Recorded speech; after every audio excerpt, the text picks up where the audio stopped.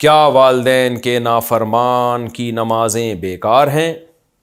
میں نے سنا ہے کہ چاہے کتنا بڑا تہجد گزار اور نمازی کیوں نہ ہو، اگر وہ ماں باپ کا نافرمان ہو تو اس کی سب نمازیں بیکار ہیں۔ اس کی وضاحت فرما دیں مشتاق احمد، مکہ مدینہ، اچھا مکہ مکرمہ۔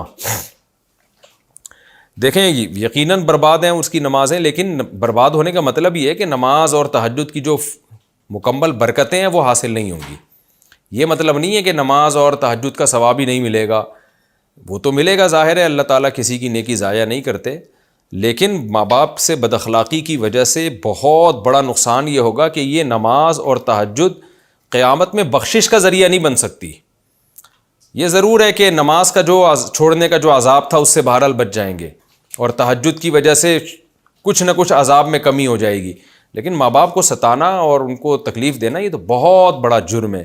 تو اس لیے نمازیں بیکار ہو جائیں گی۔ اس کا مطلب یہ ہے کہ جس جہنم سے بچنے کے لیے یہ کام کر رہا ہے اس جہنم سے شاید بچت نہ ہو سکے، کیونکہ ماں باپ کو ستانا اتنا بڑا جرم ہے۔ ٹوٹے ہوئے گلاس برتن میں پانی پینا کیا مکروہ ہے؟ کپ یا گلاس یا کوئی بھی برتن ایسا ہو جو کونے سے ذرا ٹوٹا ہوا ہو تو اس میں سے چائے یا پانی وغیرہ پی سکتے ہیں۔ ہم نے سن رکھا ہے کہ اس میں شیطان ساتھ پیتا ہے، اس کی کیا اصل ہے؟ احسان حفیظ، کوئی میرے علم میں ایسی کوئی روایت نہیں ہے جس میں اس طرح کوئی منع کیا گیا۔ اگر آپ کے علم میں ہو، میں تو یہ دعویٰ نہیں کرتا کہ میرا علم کامل ہے، بعض دفعہ کوئی حدیث نظر سے نہیں گزری ہوتی ہے، گزری ہوتی ہے، انسان بھول جاتا ہے۔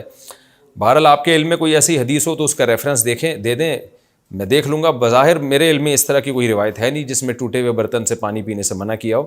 ویسے نامناسب ہے، کیونکہ جب برتن ٹوٹ جاتا ہے، کانچ ہے یا کوئی بھی، تو اس کے ذرے بعض دفعہ نکلنے کا خطرہ ہوتا ہے اور وہ آپ کے منہ میں جانے کا خطرہ ہوتا ہے، اس لیے منع کیا جاتا ہے۔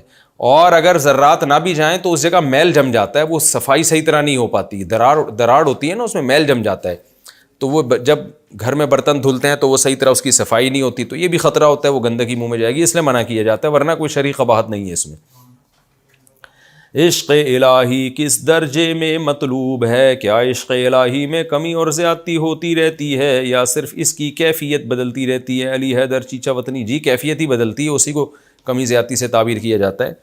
دیکھیں قرآن و سنت میں جو اللہ کے لیے لفظ استعمال ہوا ہے نا، وہ عشق کے بجائے محبت استعمال ہوا ہے۔ تو ٹھیک ہے، کبھی انسان مجازن اس بے پناہ محبت کو مجازن عشق سے تعبیر کر دیتا ہے تو یہ بھی گناہ نہیں ہے، لیکن نارملی محبت ہی کا لفظ اللہ کے لیے استعمال کرنا چاہیے جو قرآن و سنت میں استعمال ہوا ہے۔ تو محبت الہی کہہ دیں یہ زیادہ بہتر ہے۔ تو محبت الہی میں بھی کمی بھی ہوتی ہے، زیادتی بھی ہوتی ہے۔ جب آپ عبادت کرتے ہیں کثرت سے، اللہ کی نعمتوں کے بارے میں سوچتے ہیں تو یہ محبت بڑھتی ہے۔ جب یہ سوچنا چھوڑ دیتے ہیں، دنیا میں مشغول ہو جاتے ہیں، تو یہ محبت کم ہونا شروع ہو جاتی ہے۔ باقی کس درجے میں مطلوب ہے؟ کم از کم اتنی محبت اللہ کی کہ آپ سے گناہ چھوٹ جائیں۔ جب آپ کسی سے محبت کرتے ہیں نا تو اس کو ناراض نہیں کرنا چاہتے، تو تھوڑی سی محبت ہو تو آدمی کہتا ہے ناراض کر دو۔ اتنی محبت ہونی چاہیے کہ آپ کو گناہ کرتے ہوئے شرم آنے لگے، تو یہ جو ہے یہ محبت کا درجہ مطلوب ہے۔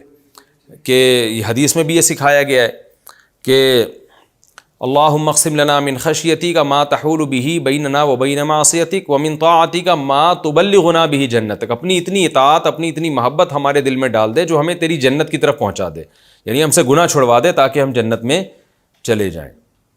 تو اتنی ہونی چاہیے کم سے کم کہ آپ سے گناہ چھوٹ جائیں۔